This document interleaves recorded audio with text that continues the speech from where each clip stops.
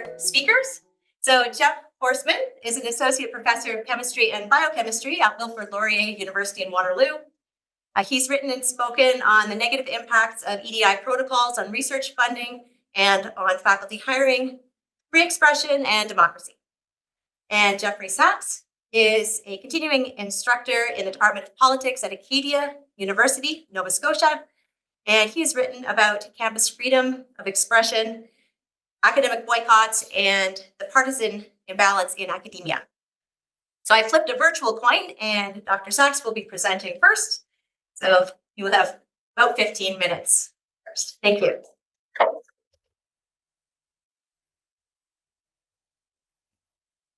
Thank you very much. Can I just make sure, can you guys all hear me okay and online as well? I hope. I'll avoid using a mic if possible. Well, let me just begin by thanking all of you for coming, thanking the gracious hosts, Simon Fraser University, Heterodox Academy, of course, for helping to bring us together, and then most importantly, the organizers, Rachel, Mark, Sasha. I'm not forgetting anybody. If I am, I just want to thank you all very much for bringing Jeff and myself here today, and for all of you for joining us. So the question that our hosts asked Jeff and myself to consider was, what is the purpose of the Canadian University? And they asked us in particular to determine whether and by whom Canadian universities might have been charged with a specific kind of mission or purpose. For instance, we were asked to consider whether legislation, court cases, founding charters of universities might give us some idea of what the purpose, the function, the mission of a university is. And so, not a problem. So the one place where we can look, believe it or not, the Supreme Court of Canada was actually at one point tasked with determining what the function of the university is. There's a landmark case in charter jurisprudence, McKinney v. University of Guelph from 1990. Don't you love this cartoon, by the way, which I found on your archives? Even then, they were confused what the purpose of Simon Fraser would be. So if that disappeared, it'd be great, but it's not a problem. The question from the get-go that the court was asked to determine was whether or not the government of Canada or any of its provinces charged universities with a specific mission. And this was a vital question to settle because depending on the answer, it would have enormous implications for whether or not the Charter of Rights and Freedoms applies to university campuses. Now, I won't take a straw poll because I want to keep things moving. Spoiler though, the charter does not apply on campus. So US faculty or students do not have charter rights insofar as the university is not bound by the charter when it interacts or exerts authority over you. This is a national decision, of course, the Supreme Court. Alberta, law in Alberta works a bit differently, and to some extent now, of course, Quebec as well. But your charter rights don't exist on campus. And that's because applying a test from Section 32 of the Charter, the court determined that universities have not been tasked with a specific government purpose. They are private organizations more akin in this respect to shopping malls than they are to a national museum or a public park. So they settled once and for all that universities, they may have a purpose, but whatever that purpose is, they don't acquire it from the state.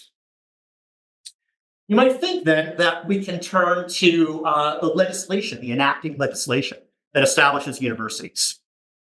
But for reasons that might quickly be evident, courts have been enormously hesitant to place any weight on the legislation that establishes universities. So for instance, McGill's University, the Royal Charter that established it, makes reference to, for instance, its purpose being to educate youth in the principles of true religion. And the courts have, again, been very hesitant to use that as the basis for determining what, if anything, the purpose of a university might be. University of Ottawa, no different. Might not be aware, the University of Ottawa was, in its infancy, originally a pontifical university, established by a papal charter from Pope Louis XIII, I believe, and then only afterwards elevated into or changed into a secular university. Simon Fraser, it's enacting legislation, the BC University Act, is striking for making no mention of any kind of purpose.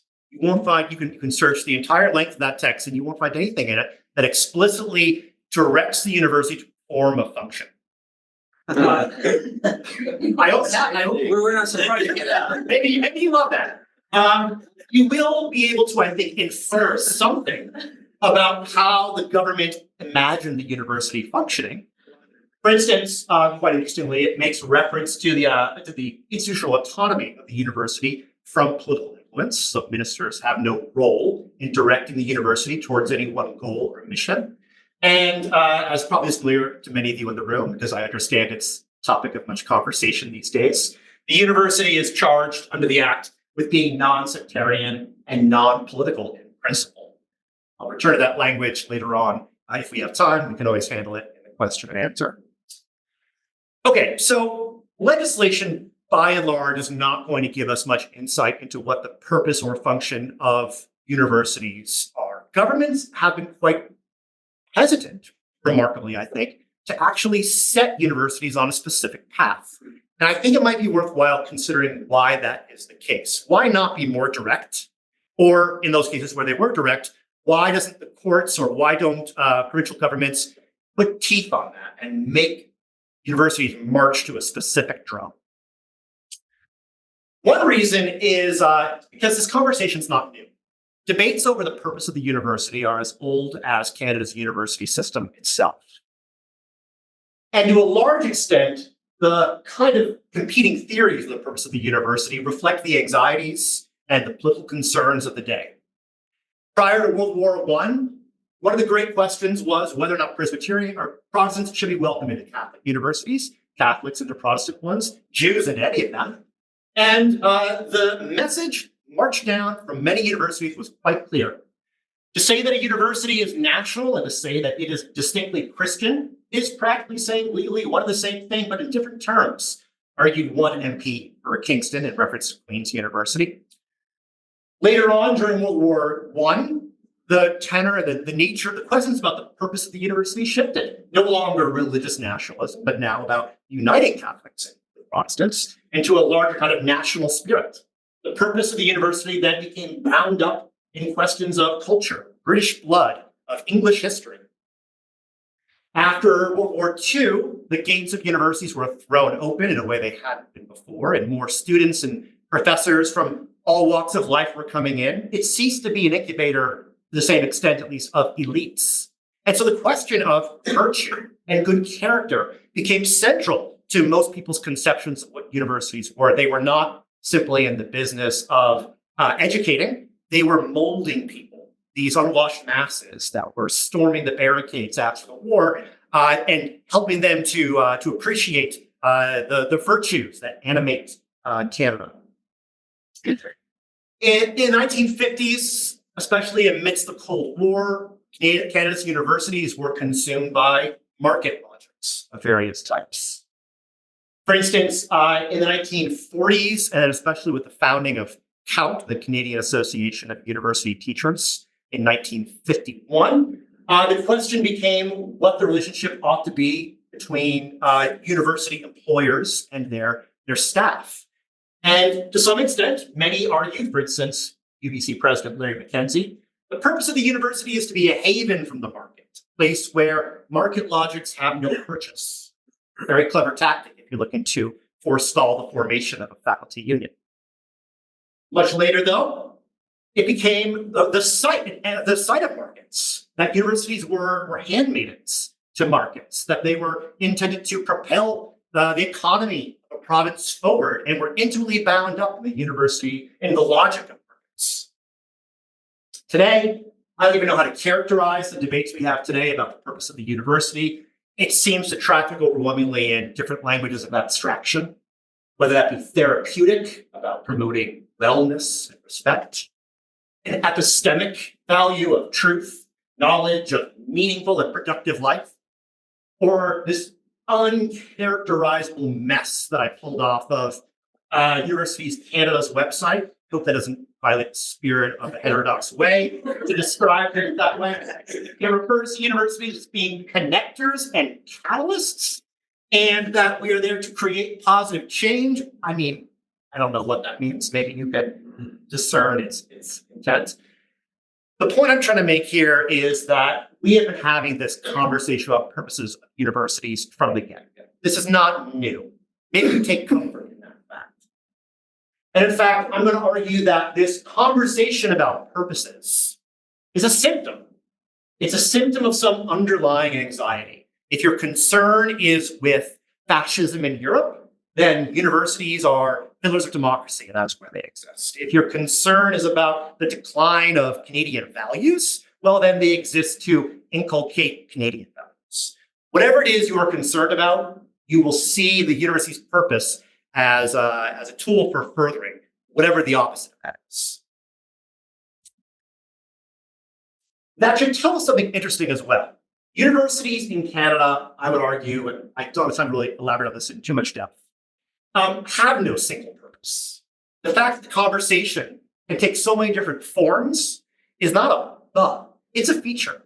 Universities are designed, in part, at least they've evolved to have, productively, no single one purpose. They are complex bodies made up of multiple different institutions with many different ideas and viewpoints jockeying for space and bouncing their elbows off one another. It means that universities can facilitate pluralism.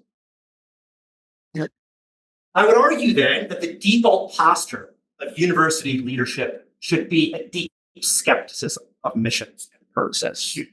We want our university leaders to be very, very hesitant to pull the trigger on a mission or a purpose statement or anything of that nature, because the odds that they'll get it wrong, or the odds that it will be just a prison for their own anxieties of the day and will be anachronistic in a decade or two, are just so high.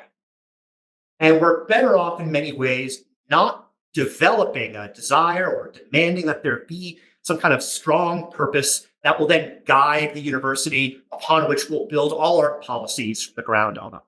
I think that's a mistake. Now, let me make this very grounded for you then, because I know this is, again, a topic of some interest at SFU right now. The timing couldn't be better for this talk, because just about a week ago, as no doubt you're aware, your president, Joy Johnson, announced that henceforth the university would adopt a policy of institutional neutrality. And here, in particular, she's referring to a decision by the leadership of the university, I'm not sure to what degree, to refrain from commenting on polarizing topics of the day, unless it's directly germane to the everyday functioning of the university, like international student camps. So what can we say about this position? I'm going to argue really quickly that institutional neutrality is a second worst option and should only be adopted if necessary. Remember, an institutional neutrality policy is a form of self-censorship. It's the leader of a university declining to say how she feels about something. This is a person of some power and enormous public trust. I think many of us would value knowing more about this person, knowing their motives for why they make the decisions that they do. So our default posture, if we value free speech and open inquiry, should always be to err on the side of more information and not less. In that sense, institutional neutrality is bad.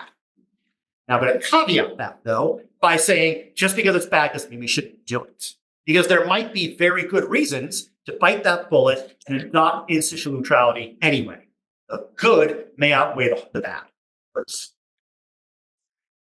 I won't get to this, although it's controversial. I think I'm going to argue that institutional neutrality makes the most sense to the extent that it does at the highest echelons of a university. And as we go down the hierarchy, it makes less sense. And the trade-offs referencing start to push in a different direction.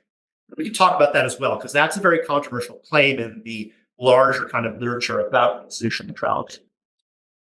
And I also would argue that before we adopt institutional neutrality and forswear all articulations of positions on the day, we should exhaust the alternatives first. The simple logic behind institutional neutralities, as your president ably articulated, is that when the president articulates a position, it has a chilling effect on vigorous discussion and debate. We'll rehearse the logic of that. Probably you all know it already. Well, there are other ways to skin that cat and to combat the chilly atmosphere at a university. For instance, this is the SFU Faculty Association Collective Agreement. This is from Article 12. It's your academic freedom language, just excised part of it. It's not bad.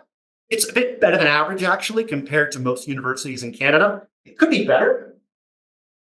I would, instead of racing to institutional neutrality, which I don't actually think would accomplish that much, will not do the things that I think its advocates hope that it will. You could amend your CA to protect freedom in the performance of service. That's very common language in most CAs in Canada. You don't have it here. Okay? But service, I'm betting for all you faculty, that's part of your job description. And you should have protection how you do that service. You should also have freedom in access to university resources. Okay, so that if you want to host a talk, you won't be discriminated against on the basis of who's coming to speak or what kind of security fee might follow or be applied by that kind of event. Again, this is less common, but it does appear in some CAs. I think you want to have it. For students, the same thing. This is from your student code of conduct, and it refers to misconduct being a behavior by a student that has a, quote, adverse effect on various dimensions of the university. Guys, that's incredibly vague language. What is adverse effect? The upshot of all this, and then I'll end, is first of all, universities don't have a single stable or coherent purpose. And even if they do, we should be very, very wary about basing any policy around it. Second, institutional neutrality, which again is a kind of self-censorship, is inherently bad. It is, it's censorship. It denies us information. However, we can still adopt it, but we have to have a good reason. And it's an empirical reason. Does it help to fight the chilling effect on the arts? And then lastly, there are alternative ways of combating the chilling effect on campus, ones I think SFU should explore. They are less easy for management. Leadership will not like these ones. That also should tell you something. Amending the CA in this way hamstrings their discretion to discipline faculty and students. They like to do the easy thing, which is institutional neutrality. But if you want teeth, you want to combat a chilling effect, you need to do the hard thing, the thing they don't want you to do, which is to amend these policies and these contracts to actually better protect your members when they fall out of line. All right, I'll stop there and I'll pass it over now to Jeff. Thank you. Well, thank you again to Rachel and Sasha and Mark and SFU Academic Freedom and Heterodox Academy for arranging this. I'm very grateful for the invitation. I look forward to the discussion. So I guess one way to start this off is to really revisit Jonathan Haidt, the gauntlet he really threw down almost a decade ago when he posed this question. What is the telos of a university? Is it truth or is it social justice? And you can only pick one of those, and you cannot have both at the same time. It just won't work. Now, this really incited a vigorous discussion and debate around this proposal.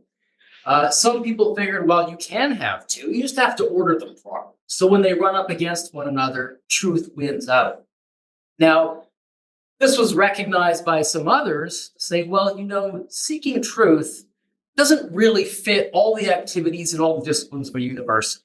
Right? It's not really an appropriate purpose for everyone. For example, if you are studying art or music or poetry, that hypothesis-driven approach isn't really appropriate. And so people like John Tomasi propose maybe curiosity is a better telos for a university, to sort of open awe and discovering the world, almost something like the classical education conception of the true, the good, and the beautiful. Amna Khaled and Jeffrey Ernst Snyder suggest that it's not truth, it's inquiry. You can have two different conclusions reached by different scholars, and you have to be able to hold those both and just be open to inquiry. Now, for me, I kind of see these as really related in a sense. Now, certainly there's some idea of truth, there being an objective truth, and perhaps that's a faith of sorts that we all rely upon, that something exists and we're going to try to get to it. We never can quite get there. But I think the other way to think about this truth university idea is that it's really a process of knowledge production. So one of the people or scholars I like on this is Jonathan Rauch. And what he does is he identifies or he coined the term liberal science. And this he really conceives as one of the pillars or legs of a three-legged stool of a well-functioning liberal society, along with free market economics and liberal democratic political system. You have liberal science, knowledge production mechanisms. Now, of course, this is really like a social network of distributed individuals. It really massively generates knowledge to this large, messy social network. But what he distills this down to is a couple of key roles. The first he calls the fallibism, and this is concisely described as no one has the final say. Okay, so knowledge is provisional. We don't really know it. This is kind of a David Hume kind of idea. We can't be certain. And certainty, in fact, is you can't have certainty. That's in opposition to knowledge production. So the second one is no one has personal authority. Right? So you can't claim that I know, just take it. I'm the authority. Now, many of us in universities will recognize immediately that these two foundational principles of liberal science are being attacked regularly. So you'll probably have heard ideas like, this is beyond debate. Come on, we're past this now. And inevitably, this has to do with some controversial topic in society, but someone figures that they themselves actually do know the truth. And they've decided, come on, just get with the program. The second one, of course, is often dethroned or attempted to take down through these identitarian-based terms like certain people have ways of knowing or lived experience, and you just have to accept what they say, and it's not really subject to this empirical rule. Now, this, I think, is really a central divide in the modern university, and I think we're starting to move towards what I call the social justice model. But there are other ways that you can describe this divide, and maybe perhaps you might think it as individual liberty or freedom versus collectivism. Eric Kaufman describes this as cultural liberalism. So this is things like free speech, due process, objective truth, that sort of thing, versus cultural socialism. And that's more along equal outcomes and care and harm protections, emotional harm protections for minoritized groups. And interestingly, Neil Ferguson wrote this great article about the treason of the intellectuals last year, about how 100 years ago the German universities were at the top, right? And it was really the infection of politics into the university, having to have political loyalty oaths to hire and promote professors, that really led to their downfall. So there's a variety of ways you can conceive it, but I think really what we have here is sort of a political divide or a couple of different visions. Okay, so I've sort of set up this divide here that I think might be going on, and what I want to make the case for is that on the left here, this liberal science truth-seeking vision is really the traditional way we've conceived of universities, whereas the social justice is the emergent ascendant one, and that we are transferring in that direction. Okay, so let's start with why I think we can traditionally characterize universities along these liberal conceptions. Well, let's look at some of the statements of what a university does broadly. So you could go to things like this famous 1915 Declaration from the American Association of University Professors, and this outlined three general features of the university. And this is inquiry, making knowledge, instruction, educating people, and training. And the Shills Report from the University of Chicago has a similar three-purpose outline. We can look at more recently, John Ellis, for example, does a good job saying developing new knowledge, cultivating a well-informed and thoughtful citizenry, and finally, preparing people for work in the advanced economy. So I might describe these ways, just simply these three terms at the top. We've got knowledge production, advanced citizenship training. I might say another way to think about this is intergenerational transfer of Western civilization, right? That might be one important way to look at a university. And finally, advanced skills training. Now, Zach Patterson and Chris Dummett released a report on the divide in universities or viewpoint diversity in universities a couple of years ago. And they asked the public and professors what they thought universities were for. And interestingly, the big division between the public and professors was in this last one. The public thinks, yeah, job training, that's the important goal of the universities. I'm paying a lot of money for my kid to go there. They better get a job at the end of it. The professors, like, come on, we're high-minded intellectuals. What are we, tech school? This is not what they prioritize. And this is really exemplified, for example, in a dual purpose model. So recently, Amit Khaled was on the Heterodox Outlaw podcast, and she described this dual purpose model really as critical inquiry and citizenship training. And this is mirrored in the recent academic freedom statement from Harvard, where they describe these two obligations of the university. Now, okay, let's think about this. We've jettisoned skills training because we think, well, other places do this. Well, what about citizenship training? I mean, universities do that. What about K through 12 public education? Surely that would be the foundational, the major source of citizenship training. Most people go through the K-12 systems, only a select few go through university systems. So perhaps we can ditch that one too.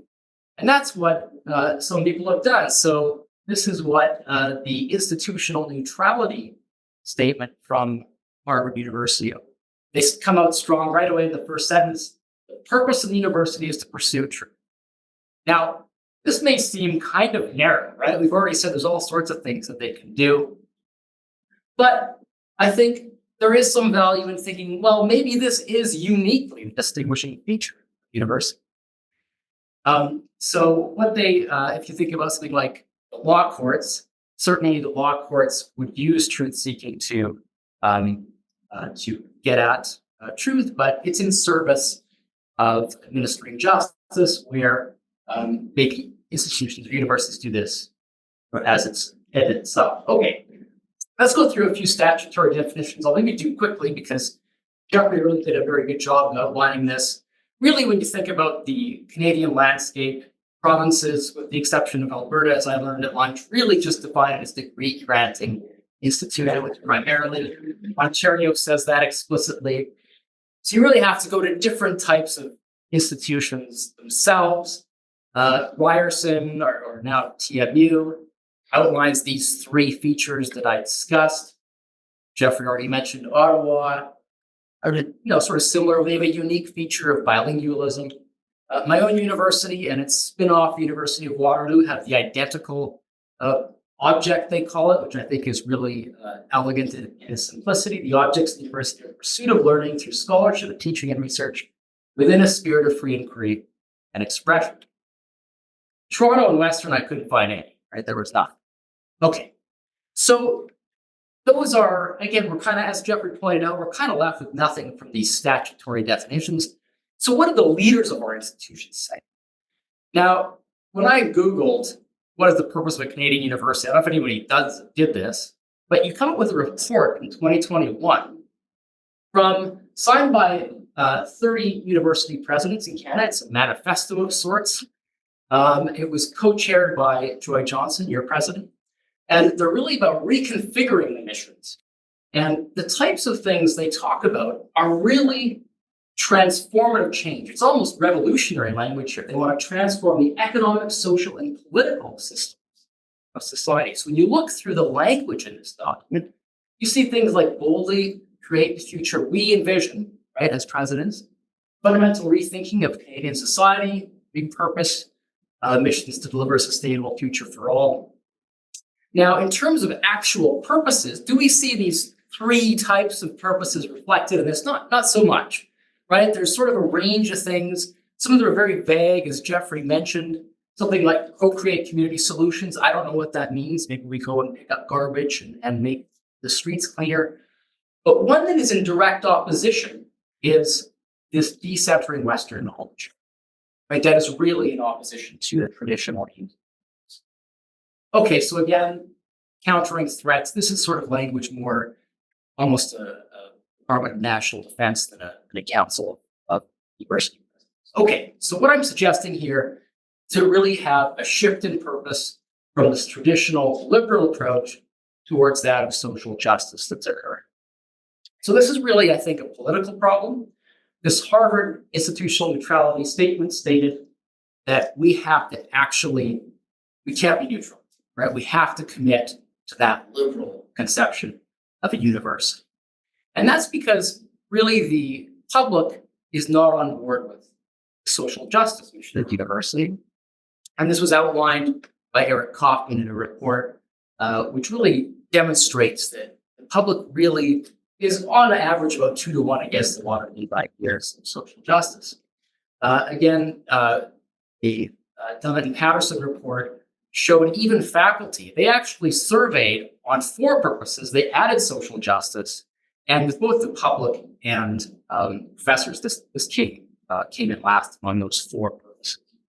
Okay, so you could argue that these political problems require some political solutions, and I know that this will be probably very unpopular with this audience, but I think there is some reason and some good reasons to consider an academic freedom act, much like the UK Higher Education Act, where you start to actually require universities to uphold academic freedom and have certain types of systems set up to monitor that.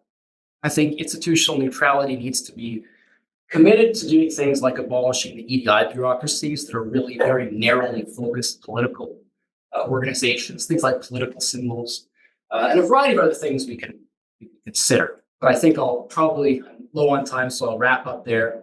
And thank you very much for your attention.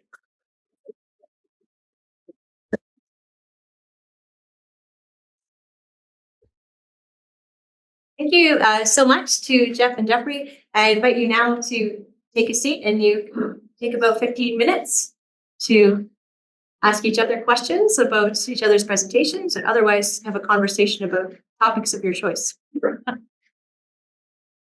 Doesn't matter to me who goes first, and you had a thought that you wanted to offer. Well, I don't know if there's something you add. The one thing I was interested that you mentioned the hierarchy of institutional neutrality, and I'm wondering what that looks like to you. Sound like you had more to say about that. Sure. I'll be brief so we can talk about multiple things. All right, so what I was referring to there is the question of how far down a university's hierarchy should institutional neutrality prevail.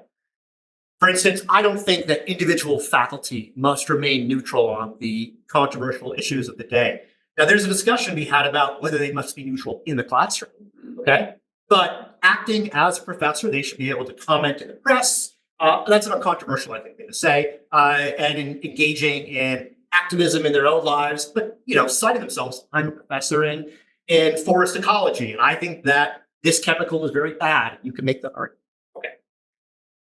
If you are willing to accept for the moment, we'll just assume that leadership should be institutionally neutral. How far down do you go? What about deans? What about faculty bodies? What about departments and other academic units? Now, the obvious logic for why institutional leadership should be neutral is because they have their fingers on the HR departments, right? They discipline faculty and students. They are the ones who control when you get fired, when you get demoted. They are able to exert enormous leverage. Now, I'm not trying to dismiss or downplay the power of social sanctioning, nor am I trying to downplay the role that academic units have in the normal kind of hiring bodies, promotion, tenure renewal, that sort of thing. And that's where it gets kind of fuzzy. But I've studied the US long enough to know that HR departments are massively powerful. It's a whole other planet. And their ability to censor and put the fear of God into faculty and students simply cannot be exaggerated. So I think that's the easiest case to make, institutional neutrality being there. Farther down that you go, though, for people who don't have direct control over HR departments, I wonder there if maybe there's an argument to be made that academic units should be able to stake out positions. At SFU, this does happen. I looked it up. School of Communications did it. There were multiple ones. You could look it up. I think that there are arguments to be made either way. There's a Princeton, now Yale scholar named Keith Whittington, who is very vocal on these issues. He believes absolutely institutional neutrality up and down the ladder at every level. I'm less confident about that because I actually like the idea of a pluralist university where different departments and different units have different voices, and those voices are heard. And they are limited in how they can use those voices. And certainly they're limited in how they can maybe harm or control faculty, which limits. But I like the idea of units having a cacophony of organized voices on campus. And I'm not necessarily opposed to that being through academic units. Right. Okay. I guess I'm wondering if we can find a point of disagreement here. So it seems to me an obvious one is the telos idea, right? I was kind of making the case that there should be a commitment to these neutral or these principles of liberalism, openness, pursuit of truth. And you're saying, no, there doesn't need to be a telos at all. Now, I understand why you're saying that in the idea that you're going to allow pluralism to flourish, right? Is how I understand it. Now, I guess one of the problems with that is that you could argue in a vacuum, you start to get certain dominant ideologies if you don't stake out your position clearly as an institution. And I think we've seen this with the social justice emerging. And I think at the moment, in my view, a lot of the censorship and the overtake of the institution towards those ends really comes from maybe the fact that the institution does not have strong leadership reminding us this is what we're for. I'm just wondering, maybe, do you see that as a problem, or do you think just let them go and let it sort out in the wash? Well, let me put it back to you then, because I want to put you in the hot seat. Okay. Let's say that a university did make its telos the search for truth. All kinds of things that I think universities ought to value suddenly start to fall into question, or potentially, depending on how you implement that mission. So, for instance, I don't think universities should be in the indoctrinating business. Okay, there's nothing inconsistent. Indoctrinating is not inconsistent with a mission of identifying and promoting truth. Okay, the great indoctrinating bodies of history have always viewed what they're doing as imparting truth to people. So I guess my question to you is, let's say we did bite the bullet and we did adopt truth as our telos, and we built our policies around the idea that to the extent that we know truth, we should tell the truth. Do you see that in competition with the kind of freedom and overturning of orthodoxies and questioning of received wisdoms that combats indoctrination and accomplishes many other good things for our society? Right. Well, I think there's maybe two different conceptions of truth here. The idea that you have received truth, I mean, that's kind of what you're talking about in the indoctrination. Here's the wisdom we're imparting. And I'm thinking more along the lines of a process, right? The idea that you have to have openness to different viewpoints and that you have to allow these competing theories and competing views to be heard in order to get close to that truth. I don't think you can get to that objective truth necessarily, but you have to allow that process to play out. And I don't think that, to me, that doesn't fit the definition of indoctrination. Because it's more open-ended. Right. Yeah, I think whenever anyone tells me this is the purpose of the university, I check my wallet because I feel like I'm about to be robbed here, be mugged, right? Because I feel like everything, they all sound great. Who doesn't love justice? Who doesn't love truth? Who doesn't love good citizenship? It's the rubber meets the road that when we start to build policies on it. And I understand that the objection to social justice as being the purpose of a university is because of the policies that were built on that purpose, on the back of that purpose. Things like mandatory EDI statements in hiring and promotion. Things like deplatforming certain kinds of speakers and prohibiting funds to be used for certain kinds of purposes. I worry, like, truth sounds great in the abstract, just like social justice. I worry that if we start to make policies based on that purpose, it actually is going to result in universities saying things like, you know what? This just falls outside what the truth is. This doesn't further the truth. This doesn't help to accomplish the truth. These people are being too aggressive in their arguing. They're intimidating people into falling silent. They're misleading people. They're too rhetorically persuasive. Always a a great fear for the ancient Greeks, and they put they love the truth, but they put, I believe at least, but they put major brakes on how you could argue in public for that very reason, the danger of persuasion. So I wonder if maybe you think once we start to build our policy on the back of truth, is there a chance that policy can be abused in much the same way that policy built on the back of social justice can be abused? Well, I'm just wondering if you have a specific example of how an open truth-seeking institution would then be hijacked in the same way. Because I think social justice really is an opposition to the process, right? You start with conclusions, and really, you've made your decision already. So I guess I'm trying to understand your concern here. So your concern is that if you commit to that open process, you might have some people who are so good at making persuasive arguments that people start to go towards their I kind of and which could be wrong, and that's fine if they're wrong. Let me just make it more grounded here, guys. It has to, in order for these policies to mean anything, they have to have a policy implication. Okay, the university has to do something about it. And my worry is whenever we have, no matter how good it sounds, the policy will be coercive, right? Social justice sounded great, probably to a lot of people back in 2012 and 13, and many of the policies have been disastrous. The idea of a university being a space where you have this relentless search for truth, I think the policies that are based on that could actually be coercive as well.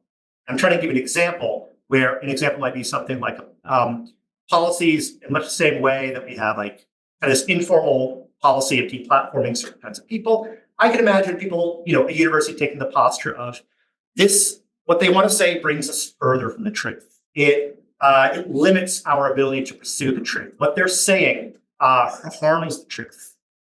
That's my concern. Actually, I think it's quite plausible because I think that the history of universities in Canada and elsewhere for a long time, they had a clear vision of what the truth is, and they implemented very coercive policies to further that truth and to limit other kinds of missions, other kinds of activities. Yeah.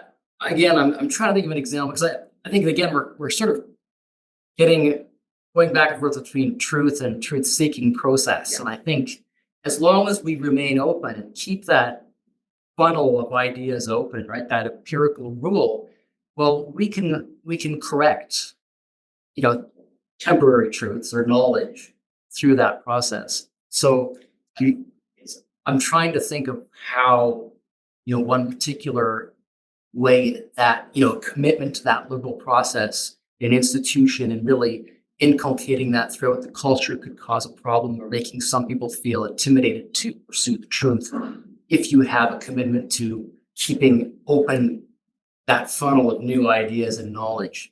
Well, let's shift gears. I'll try to get left 15 minutes. Yeah, you still have some time, but another 3 minutes or so. Okay, let me pose a question. Yeah, okay. I'll time your talk as well. And we maybe address what you raised it more in the next answer. All right, so I've written a lot about the laws being unrolled in the United States that do some of the things that you're describing. Laws to ban DEI offices, laws to impose institutional neutrality mandates, things like that. And it seems that they always backfire, or they always, again, they sound great in the abstract, but whether it's HB 7, that's the Florida law, sometimes called the Stop Woke Act, or a law that just passed in Indiana this past spring, SB 202, I think, called like the Viewpoint Diversity Act. These laws they always get applied in coercive and dangerous ways. Utah just adopted a institutional neutrality policy. And now faculty at one of the colleges are being told that when they appear on television to voice their opinion or going around town to events and that kind of thing, they can't wear the shirt or the sweater or any kind of, use the mug that has the branding of the university on it. So it's reaching into their private lives, what institutional neutrality means in Utah. So my worry is we see this habitual, these laws being unrolled, and then they always seem to spiral in unbridgeable ways. And I wonder if you have that fear, or if you think that we can actually build a better mousetrap, craft a law that won't have those problems. Oh, that's a really good, I think that is really a legitimate concern. And I think when you're making new laws, we have enough laws already, and we're making more to regulate the university. Yes, I do share your concerns, and these are problems. I think it's sort of a, what's the bigger concern? Do we just kind of keep going on and let the universities completely just become political institutions?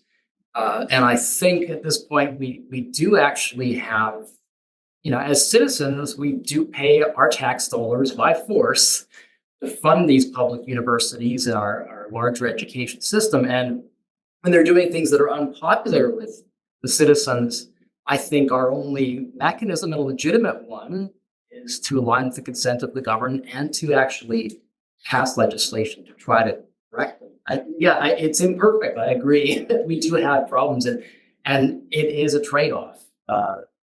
And it sounds like from what you were saying that if we actually build our universities to comport with the preferences of the public, our demos, then we would prioritize job training. And that's what you said earlier. So we're gonna be technical colleges. Right. No, I see what you're saying. That's a good point, right? So what do we do if we, that is the downside, right? If you start to open it up to everyone have to say, what do you want your university to be? Well, yeah, they could be all sorts of things, and it could just be a resort. So there are downsides. Sounds good. That's on downside. Yeah. A lazy river going down and out. It's already happened. Yeah. Okay, it's a completed question, and I think we directly primarily to. First of all, we want to ask, what do you mean by social justice? And related to that, you imply that scholars who teach and study about social justice begin with conclusions that are fixed, that are ontologically sealed, as opposed to being open to the process of inquiry. So I'm wondering if you can tell us what some of those social justice conclusions are that you believe that scholars and professors who teach and work on social justice begin with. Right. Well, what are those ontologically closed conclusions? Right. Okay. And I also want you to define social justice. Jeez. Yeah. Well, I mean, you talk about it a lot, so I mean, I assume you've thought about it. Right. Well, that's what I think social justice. Well, let's start with the first question. Could you repeat the questions? Okay, Because questions are- or if you could. Okay, what do you mean by social justice? And also, Jeff has implied that scholars who teach and study social justice begin with conclusions as opposed to working from an open inquiry process. So the implication is that they begin from fixed conclusions that are ontologically sealed, essentially. So I'm wondering what those social justice conclusions are that scholars are presumably beginning with. Right. So if we start from, say, a definition like that it's really working from a vision of how the world works. So the idea is one that it's not so much a testable hypothesis, like this is how we think the world works. So one example might be the explanation that any disparity in outcome, racial groups, sexual minorities, gender minorities, etc., the only allowable explanation is some discrimination. Some systemic is the term that's used, a systemic system of power structures washing through society that lead to these inequitable outcomes. Now, the question I would ask is, how do you measure this? What are your metrics? What are the objective tests you use to measure these power imbalances? No one's ever described to me how you do that. Show me a chart. How can I do it? Where are the error bars? It's just, I've never seen that. And the response then, the social justice response, if you suggest any other explanation than discrimination, systemic or otherwise, is, well, you are not a morally correct person. That seems to be and there's an impulse to silence you, to call you racist, sexist, homophobic, the whole litany, right? So that's why, and I apologize, it sounds rather harsh, but it's just my experience in the academy. Your individual experience. Your Yeah, lived it's experience, right? Oh my gosh. A term that bothers me. That's certainly that's my answer. So you're not at all familiar, what you're saying is you're not at all familiar with decades of research, sociology, history, criminology that have looked at systemic injustices, used all kinds of methodological tools to deepen our understanding of how these inequalities exist. So I take it then you're not familiar with this scholarly literature that exists. Well, Because you said nobody's ever shown it to you, you've never seen that this is just a principle that's held, not something based on scholarly research. not deeply familiar, but for example, I've read The Equity Myth. I assume you're familiar with The Equity Myth. Okay. So this is an interesting book because, again, when you look at the methods they use, and again, I'm not a social scientist, so maybe I'm just completely ignorant. That's very possible. But they suggest that the methods they used was surveys using the snowball technique. Okay, so you're in this social justice department where your idea of inequity. Sorry, in a social justice department? So the people What does that doing this, they surveyed people they knew, and then those people surveyed other people they knew, right? So I'm very skeptical this is a method for reliable information to start with. The other issue. Well, let me just say, as someone who works in that field, snowball method is a classic research method that's used to collect data for all kinds of issues. Sure. Yeah, so it's a legitimate method. Okay, so anyway, that's my one concern, but maybe we're getting too technical here. But the other thing I would say about that book is, again, what you see, for example, in that book, they talk about an increase in, they measure people's, I think, how comfortable or how many racial minorities there are in over time. And they were surprised that they were decreasing over time as diversity training was implemented. And so the conclusion, of course, is that you need more diversity training. So this is the type of patterns that you see, right? That you have these just conclusions that prioritize or are beneficial or incentivized to plurality scholarship. I realize that's uncharitable on my behalf, but it's just kind of how. Well, the implication is that the respondents are untrustworthy, right? Because they have a bias. Yeah, right. Thank you. Can audience members participate in this? Because I also study highly marginalized people. And of course, sampling matters, right? And so, I mean, we could get in a scientific debate about sampling techniques, but I don't know if this is the right venue. But the question is, do you have a representative sample? And of course, your conclusions are contingent on the sample you obtained, right? We can debate sampling methods too that draw conclusions. That's part of it. So we can challenge the sampling methods, but I don't think we're in that venue now here. Challenging here is the idea. I'm sorry to interrupt, but I just would like to give another group a chance, but if we have time, we'll come back to you guys. Would another group like to pose a question? Yeah, go ahead. Okay, I'll try to speak on behalf of our group. So, we were concerned about pluralism and how your views accommodate the intuitive concept of a pluralist university. By an intuitive concept, I mean, when we think of pluralism, we think of a university where people are confronting rival points of view, and they know how to assess the reasons or evidence in support of these rival points of view, right? That seems like a minimal feature of a pluralistic university. So I guess one question we had was, if there's no policy at all of institutional neutrality, then it seems like that's consistent with it becoming the case that every university in Canada, from the president on down, becomes dedicated to communist ideology, right? We do Lysenko's biology and biology, we do communist math, we do communist philosophy, all the rest. And that seems, because it could emerge that way if none of the faculty members or the president feel that they have to distance themselves or bracket their personal ideology when they adopt their professional responsibilities. That was one issue we had. The other issue pertains to your view. Like, truth can't be the sole objective of the university because, you know, you and your students can have true views, but you don't know what the hell makes them true, right? You don't have knowledge, you don't have justification or reasons or evidence in support of your beliefs. And that also seems deeply at odds with the idea of a pluralist university where people swap arguments with each other. All they do is they spout true beliefs, they parrot these true opinions. So I guess our group was kind of like, we left scratching our heads thinking neither of these positions seem to accommodate our intuitions about what a pluralist university is.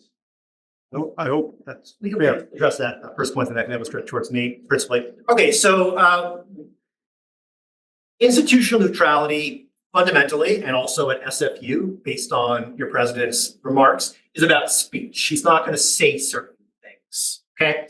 She's going to do things. She's going to fund certain initiatives and commit university resources towards certain goals. And I guarantee that those goals will reflect an ideology, okay? What she's done is she's kind of diminished her ability to articulate the rationale behind some of the choices that are made. I'll give you a clear example. In 2015, North Carolina, UNC, Chapel Hill, I believe, created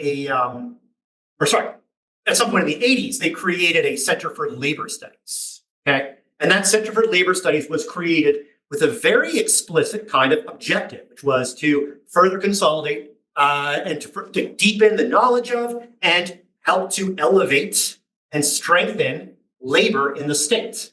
Now, I don't know if anyone actually flat out said it, but it was very apparent from the funding decision that was made. Universities take all kinds of steps all the time that reflect political commitments about what the problems of the day are.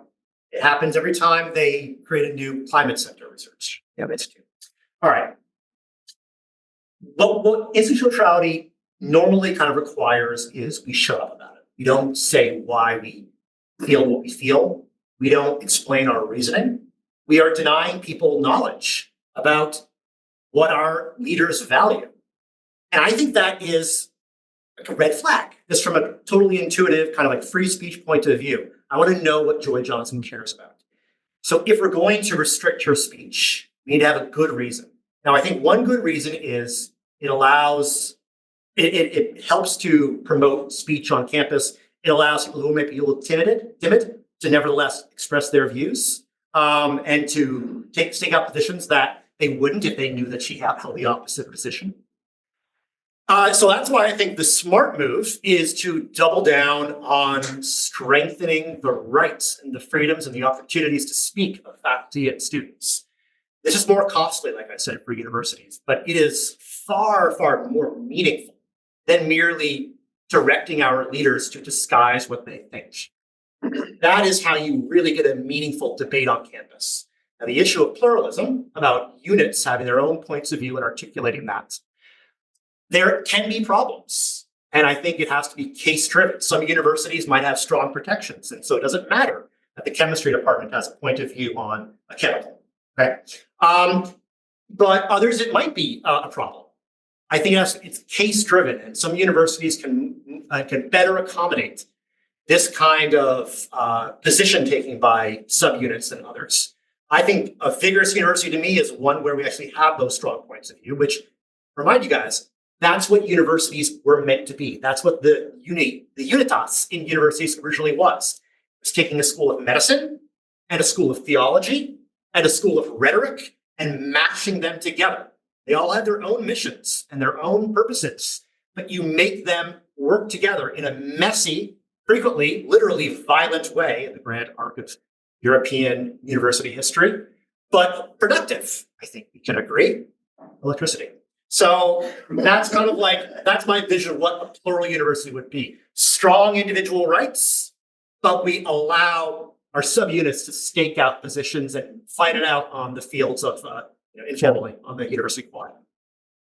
So I guess maybe I should address the truth question, right? That's a really good one. Thank you. Because during whenever I was talking, Richard came up and articulated your question almost exactly. He's like, I don't agree with this truth business. Now, I think there's a lot of confusion between truth, as in saying I found the truth. That's not what I'm talking about.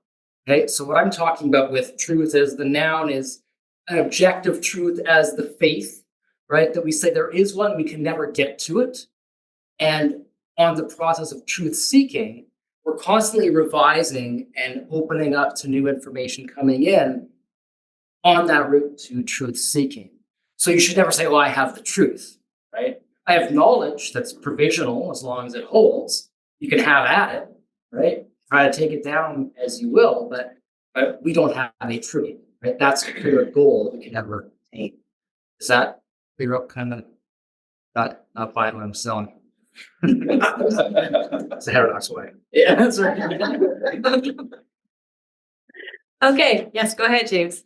Okay, thank you very much. Great talk, spoke. And my question from our group, now, it was the only question that really came out of our group, so here it is really is directed for the first speaker again. Terrific talk, and I love what you're saying about strengthening protections in terms of the CA and so on. I can't help but notice that you just now, after a whole talk where you said there's no such thing as the purpose of the Canadian University, you just said you just enthusiastically used the phrase what the university was meant to be. So that sounds like a bit of a purposive notion. But anyway, the question, you've made a very strong claim about against institutional neutrality, which I'm going to say IN because I've been teaching all day and it's a very hard phrase. You've made a strong claim against that on a free speech basis. You've claimed that it's censorship. It means that the president actually can't express herself. That's less information. That's bad for everybody. So I'm not sure if I buy that, and here's why. Why can't we just distinguish between the person and the office? In the sense that Joy Johnson would be completely free, of course, to say whatever she thinks about anything. She would even be, in my view, completely free, and it would be completely appropriate for her, for example, to write an op-ed in the Vancouver Sun saying what she believes about some issue of the day, signing it, Joy Johnson, president of SFU. No problem. The line I would like to see her on is she can't say SFU things. Okay? She can't speak for the collectivity, and she can't ex officio speak on a given issue or allow the university with it. So the person, she goes her own way. She does exactly what the rest of us do. The office does not. That's the distinction that I would draw. Does that solve the problem? No, it doesn't. Darn, This is the king. And you convinced in 2006, the then president of Iran, Mahmoud Ahmadinejad, came to Columbia University. He was going to UN, and he was invited to the Upper West Side, to give a talk. Yes, you're right. They can't afford real estate in that side of the park. So to give a talk to address the students, and then the president, Lee Bollinger, I think it was, gave very polite, normal remarks as university president. Blah blah blah. Welcome, Mr. Ahmadinejad, Mr. President. We welcome your thought. We're looking forward to a vigorous discussion. And then he said, I'm paraphrasing, I'm now going to take off my president's hat, and I'm going to really let you have this. And he did. He really was aggressive. He criticized the Iranian regime, criticized Ahmadinejad personally. All right, so what happened there? I guess he took off his hat. He stepped down from his official position and now spoke as just regular old Lee Bollinger. Maybe I think he's a faculty member in some unit, presumably, and then also law school, and then also just as a citizen of the US and a resident of New York. I don't think that made any difference. Not to anybody whose speech would be chilled by Bollinger saying one thing at one moment in the talk, and then saying something else in the other moment of the talk. Because we all know that he's the same guy in both circumstances. Now, I appreciate what you're saying. We run into this kind of thinking quite appropriately when, for instance, judges are discouraged from talking about certain issues, or journalists. I think we need to appreciate it is a fiction. Always it's a fiction. It's always the same person. I'm not convinced anything meaningful happens. I'm especially not convinced anything meaningful happens in universities. I think it's the same person, and I don't put any kind of real magical effects taking place when Bollinger puts on one hat and takes off the other. Okay. Were you guys first over here? Or are you same group or different group? Different group. Okay. Josh, go ahead. Just following on this topic a little bit, you mentioned that kind of lower down the hierarchy, it might be okay for departments and so on to take stances. So why should a department take a political stance? That doesn't seem clear to me. And what's the basis on which it can do so? Does it have to be unanimous support amongst the faculty or not, right? So how can some faculty essentially speak for others? That seems very problematic. So why should we allow that? Also, that then has an impact on the students that are taking courses or part of that faculty, which seems very problematic in terms of having open discussion and so on. So what's the benefit of that and why should that be allowed? And the second thing I just want to touch on is, the BC legislation around universities has a clear statement about non-political, non-sectarian, right? So it's already saying to the university, don't be these things. And so if the university is going off and doing things that aren't consistent with that, then we should be able to say, well, wait a second, what are you doing that? I mean, there's the broader philosophical discussion, but we know that in BC, we have a certain legislative framework, and yet that's being kind of tossed to one side. And so it's simply asking universities to live up to the mandate that was given to them when they were created and is under the legislative framework, and that guides why we devote billions of dollars of public money from people of all political persuasions to those institutions. Well, okay, so do you think that faculty should be allowed to be political? Individual faculty members, absolutely. Okay, why? I thought that the mandate was for universities to be apolitical. Faculty are employees of the university. They are speaking in their office as members of a university body. Aren't they? Shouldn't they be apolitical? No, because they're speaking for themselves. Okay, so let's imagine, would you be satisfied if Joy Johnson said, I am the president of the university, but much the same way a professor speaks as a professor, voicing a political point of view, I, as a president, am speaking and voicing a political point of view, or is it different when it's the president? I think it's probably different as the president, yeah, but again, that doesn't negate the point about the faculty member. The individual faculty member doesn't have power over this massive institution, which is getting, huge amounts of money and can direct, to create this or that faculty or initiate this or that policy. I think that's the key issue, right? It's not that political views should be unwelcome. Should not be voiced by officers of our university in the broad sense. I think faculty are officers of the university. It's we're making not a principled argument, and I certainly hope I hope not a legislative argument, because the courts don't put much weight in that kind of thing, in those kinds of mission statements. I think we should be making a prudential argument. The question is, if our goal is to allow for free inquiry and the pursuit of truth to take place in a university, let's just assume it is, how can we engineer our institutions and its policies to maximize that kind of process? Okay, so the question, I think, is an empirical one. Is it the case that when a president says something, it creates a chilling effect? And it might be at some universities and it might not. And if a dean says something, does it create a chilling effect? Maybe some deans, maybe others not. Go down to the individual faculty member. I can tell you, like many of you, I did grad work and I got my PhD. I was very hesitant to stake out a position different from that of my supervisor. Okay? Should my supervisor then have not articulated a political point of view? My point is, these are empirical questions. We should be thinking in terms of case-specific facts.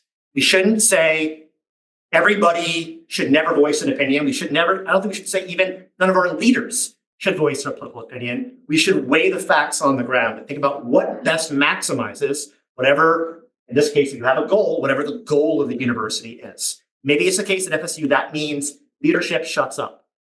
Maybe it means they are shut about some things, but not other things. Maybe it means that they do that hat trick where they pull out their hat and can say some things in some circumstances, but not others. I'm saying I don't have like a magic answer here. I think we need to look at the facts at each level before we pull the trigger. Thank you. Sorry, Sasha, can you just check your texts? I sent you a message. Okay, so I'm going to say, so it is 5:50. So if anybody has to leave, please don't, feel free. Don't feel like you're being rude. But I Are you guys okay with carrying on for a little bit longer? Since we're having a great discussion. Okay, thank you. Okay, so I know Amps, you were waiting to ask a question. I don't know if I'm going to break format here. Our group has a question, but I just had a follow-up question on the points that he's been making about the last two questions. Can I ask that maybe that's a group question? I'd be happy to talk with you at length afterwards, just so that everyone gets heard. Sure, yeah, sure. Okay. Yeah, so our group question is being asked by. Okay, so our question was, it's for Jeff. So it seemed to me that you created, or to us, that you created kind of dichotomy between, the liberal side, which is the data-driven, open, pluralist, fact-based university, scientific university, and then the social justice, which is ideologically driven, in pursuit of justice unrelated to data. But I don't think you made an argument that actually shows this. So I would assume that both those worldview can be ideologically driven and data driven. So I don't know why I should think that liberal university is science driven and social justice is ideological, and not assume that both those can have a mix of both things going on. No, I mean, sure. I mean, well, both are happening, right? So the problem is when they come into conflict. Now, for example, I think you might think of this liberal science as really, it's a process. And as I showed by examples of, it's beyond debate, you can't debate that. It doesn't use that liberal process, the social justice method, right? Often they shut down anyone who contravenes their preferred worldview, right? That seems to be what happens. So that leads to a chilling effect, right? Just like institutional neutrality, we talk about this chilling effect. What we have is people scared to say what they think because they know they'll get into trouble. So that completely destroys, writ large across the institution, the waves of this chilling effect are felt by everyone. Now, I've experienced this myself in our local Heterodox Academy group, right? We had, and I had a slide and I took it out for time reasons, but where we hosted Lisa Bildy, who's a lawyer who defended Amy Ham. Amy Ham is a nurse who has gender critical views. Now, Lisa Bildy came to talk to our group with the following topic. What is the limit of speech of regulated professionals in Canada or something like that? Now, this is a really important salient question that should be evaluated in a university. What are those limits, right? If we're trying to train citizens who are free to practice their citizenship, to what extent should we limit their citizenship if they say something that offends a trans person, for example? Okay, should they no longer have the right to practice nursing? This is an important view. Now, what happened is that there were protests against this lawyer coming to talk about this issue. Now, I didn't think this was a big deal. These protesters, they were a bit rude, but they came and they listened and, it was fine. But there were many professors who said, I'm not coming back. I'm terrified. Right? So there are many professors who they're just like, I'm not going to engage in this. Now, I just think that is not the type of atmosphere that is compatible with truth-seeking writ large. I don't know how those two attitudes of authoritarian fundamentalism and the liberal tradition, I don't know how they coexist. Now, maybe someone can figure it out, but in my view, they can't. So what was the authoritarian fundamentalism in that? Because I heard you talk about protesters who were rude but listened. And then I heard you talk about professors who were upset at the conflict and decided they weren't coming back. So the question is what? Well, I don't know. Then you evoked authoritarian fundamentalism, but I'm not actually sure who you were ascribing that to. Because it seemed like the fundamentalist worldview would be one where you have the right answer, you have the truth, right? Yes, I understand what a fundamentalist worldview is. I'm wondering who you're ascribing that to in the anecdote that you just read. Right. Well, it would be generally the activists who were protesting and the professors and administrators who we have press reports that were involved in. Could I offer another anecdote that might Sure. clarify a bit different way? So we were just talking a moment ago amongst ourselves up here about the case of Frances Widdowson. Some of you may know that name. She is a former, I think is Alberta? Or no, it's Mount Royal professor of politics who lost her job about 2 or 3 years ago for a lot of reasons. I was just saying, if you want to, the 300-page arbitration award is now available on Canly. Canly is like a legal website. You can read it. It's a complicated case. Anyway, that doesn't need to concern us. She was invited about a year and a half ago or 2 years ago to the University of Calgary by a philosophy professor to give a talk about her new project, where she studies something called the Woke Academy. Yes. Anyway, the local Indigenous community was furious at this invitation. And they said, if the university allows this talk to go forward with Frances Widdowson appearing, then it will set back the cause of decolonization and undermine all the good work that's taken place between the university and the local community. Well, the president either heard the truth or capitulated or didn't want to understand it. Anyway, he agreed, and he canceled the talk. That might fit a bit more closely what you mean when you talk about kind of fundamentalism, to use your term. I'm not a fan of it, but I think that might be an example of, well, the philosophy professor invited, like we all do, someone to come to campus to talk. And the university said no, not because the knowledge was not germane to philosophy, not because it was a security risk, but because a political project, maybe a very good and true one, nevertheless, a political project was at risk. And so that might be an example of what you're referring to.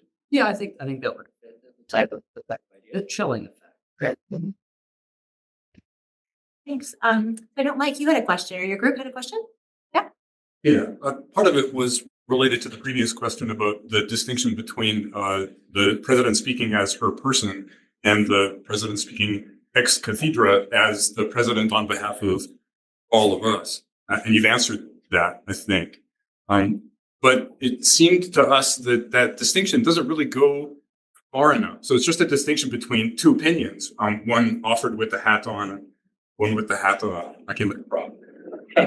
But it seemed to us that that doesn't go far enough, because if you, now I can't remember who showed the web page of President Johnson's statement. Oh, I think I had that as a fact, yeah. Right, of 2024. If you scroll back 3 years on that same website, you come to the president's statement to the community about news articles appearing in June 2021 about the discoveries of the bodies of murdered Indigenous children buried in mass graves next to residential schools. So news stories using those phrases.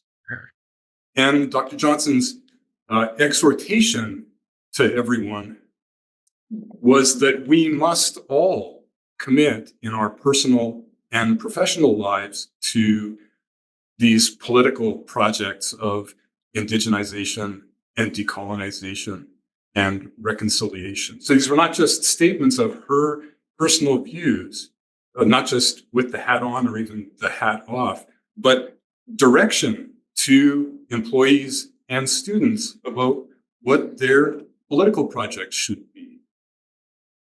That seems like a good argument for a strict form of neutrality. My ideal university, and I guess maybe I'm betraying my purpose here of university, but I think the right response is for those that like what she says to say, great, thanks for the suggestion. And those that don't, to tell her to go pound sand. Okay? I want an angry university. I want a university of contentious debate. I want a university where faculty feel comfortable telling the leader, you're wrong. Okay? But they have to be responding to something. Now, I understand perhaps that's not practical. Now we're back in the area of prudential reasoning. We can plug away at. But I want that early birthing to take place. Can I follow up? I may not submit a grant proposal to my major grant funding agency in which I do not affirm my professional commitment to those political projects. My grants office will not submit a grant on my behalf. So the university and Heterodox will not. Well, I would take that to your grievance committee right away. Now, I don't know the politics of your union, but I'm a grievance officer. All right, I don't know the backstory. Be that as it may, guys, and I don't want to hijack anything, but that is what a faculty association is for. If that is not how your faculty association operates, let me be clear here. If you brought a case like that to your union and they didn't pursue it, that's a problem. If you haven't brought it because you think they wouldn't, then I have much less sympathy for you. Bring it to the union and see what they say. And if they don't, then that's failure of their duty to represent, and you have a very nice lawsuit on your hands. Okay? But you can't just assume. And as a grievance officer, I can tell you, I did it for a year, and it drives me up the wall when people assume that they're not going to get a fair hearing from me. So go to your union and look for help. Did you want to respond to Mike as well? Were there any other groups you wanted to ask questions? Oh, yeah, Wendy, are you guys together? No. No, we never have anything to do with one. Never. Never met this man before. Fair enough. Can you please define political? And I'm not trying to be cute here, but I've seen this come up in some faculty discussion groups with the discussions around institutional neutrality. And, I feel like I've got a pretty good understanding of sort of what a political position is and what an apolitical position is. But then you have this sort of postmodernist view creeping in that every action is political. And I don't know how to respond to that. It just seems to derail the heterodox way when people lead with that. I don't know if you have any. Well, I don't have a definition of politics. Okay. I can recite Aristotle and Arendt to you, but it doesn't really answer it. So I can't do that for you. But I can tell you that when people say everything is political, it's a maneuver. Yeah, exactly. I can prove it's a maneuver. So for instance, one of the common critiques that's been mounted against institutional neutrality statements or policies is there's no such thing as neutrality. And universities are inherently political bodies, and they're always carrying out and performing politics at all times. So asking for or mandating institutional neutrality is a trick or false. Now that's actually, to some extent, correct. Okay, teaching is political. The distribution of resources is political. Anything is political. Okay. Let me put this other way now. What if I told you, well, provincial governments have always influenced curriculum? That's true. Provincial governments have always decided what gets funded and what doesn't.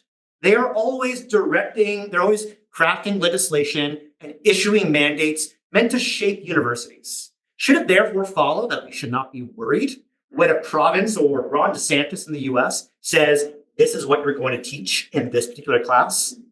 Should we accept that, well, DeSantis is not doing anything out of the ordinary because government has always been involved in curricula? No, we would understand that that is a maneuver. That's a rhetorical strategy to make tame and familiar what is dangerous and alien. I think we could think about politics in universities in much the same way. Yes, when people say universities are inherently political, they are correct. So what? What follows from that? Does it mean that a faculty member should be able to lobby for a political position in the classroom and exclude other points of thinking? I don't think so. Okay, so I think we should recognize those people have a point, but I think it's actually a very trivial point. And the triviality of it is immediately apparent when you say, does that mean that politicians should get to have a say in our curricula? After all, they've always had some kind of say. When you drill down to that, you start to see the specifics and are what matter. They are deadly if they are misapplied. Jeff, did you worry yourself?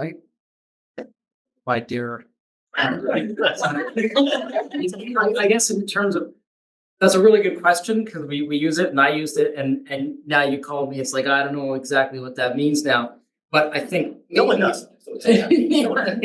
So in practical terms, I mean, some of the things that I would suggest maybe is when you have these hotly contested issues, right, when one side is taken, right? So that's why when I show that Kaufman data that you've got all sorts of, highly contested issues, the university just down the line on one side. We are, we are all about EDI, for example, and those are unpopular. I mean, so EDI is a political view for that reason in my mind, because it's a hotly contested and unpopular view. But I just want to take issue with the idea that it's inherently political. I think this really depends on the discipline you're coming from. I teach human evolution, and the number of Australopithecine species there were at 2 million years or 3 million years is not a political issue. There's a lot of issues in the sciences that are just not political in any sort of reasonable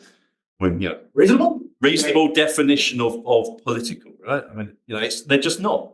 A lot of the things that that we're talking about here are not in the realm of science, right? So I think it's quite discipline specific about how the extent to which you consider the university to be inherently political. I'm curious. So what would you say to somebody who? Sorry, I'm sorry, Ron. I'm worried we're running out of time, and I know Al's been waiting for a while to ask his question. Yeah, I'm okay. Wendy asked such a great question. No? No, I'm good. Yeah. Ams, I guess you haven't had a chance to ask one? So yeah, I was just about, again, it seems like this is a popular topic, the institutional neutrality. I want to, I'm not convinced your analogy was very good about your example of the Columbia University. So the example that was given was if Joy Johnson wrote a letter to the newspaper. So the idea of whether or not the leader can take off their hat.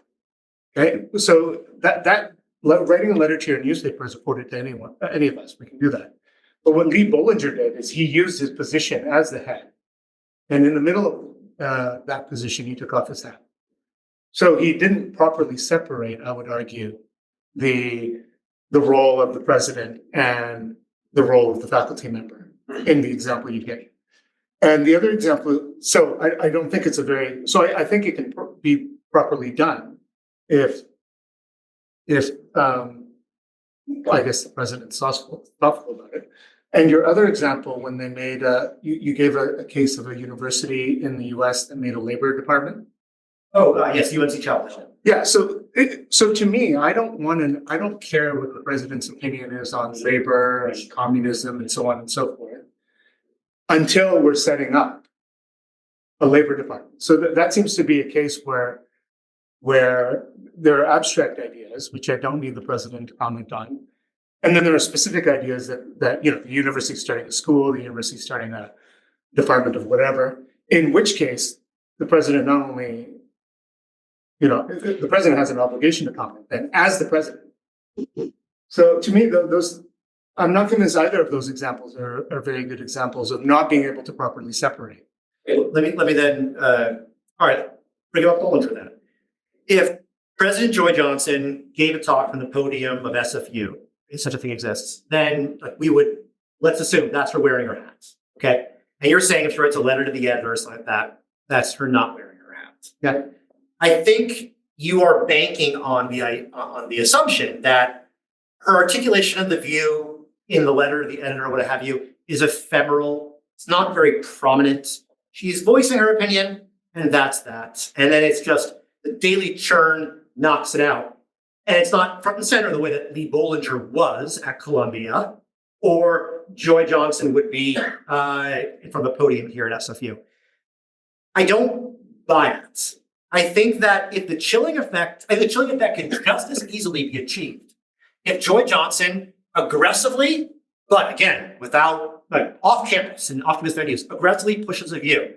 If she argues passionately for her point of view online and on television and in media, if she supports a politician and is visibly seen to do so, I think the chilling effect is just as easily achieved. Journalists in the US, many of them, maybe not all, or fewer and fewer, some of them, the Washington Post famously directed its journalists to not even register to vote. That was how terrified they were of journalists being seen as taking sides.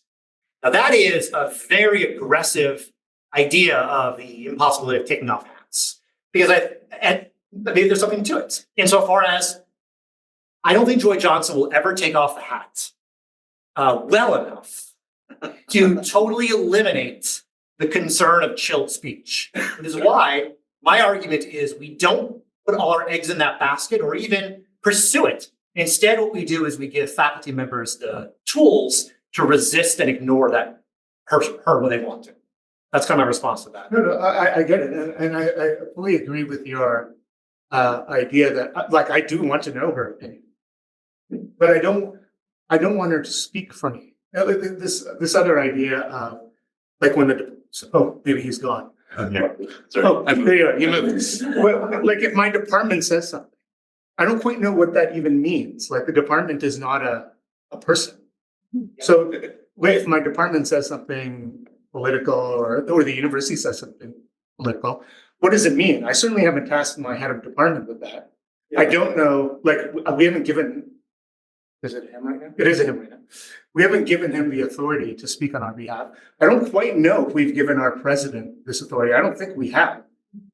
So there's a separate question. I don't even know what it means if the president says anything. You're quite right. It is separate in the sense that the chilled speech concern is one argument for institutional neutrality. Another one is the kind of unwilling conscription into someone else's point of view. Yes. Right? And that can, in the economy, it can harm one's sense of self-worth if suddenly you're being, they're speaking on your behalf. That's a separate issue. I didn't touch that one. No, I understand. Yeah. That can be a concern. And I think when a department takes a point of view and articulates, or a university, they don't always take that concern very seriously because they're the majority, and it doesn't hurt them at all to say something. I don't know how much I am concerned about that, because I think that the more departments speak, the less seriously people take departmental speech. Okay.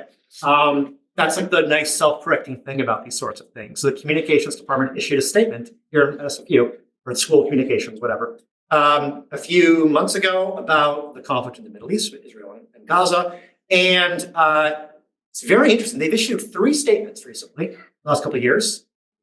This was the only one that had a list of signatures.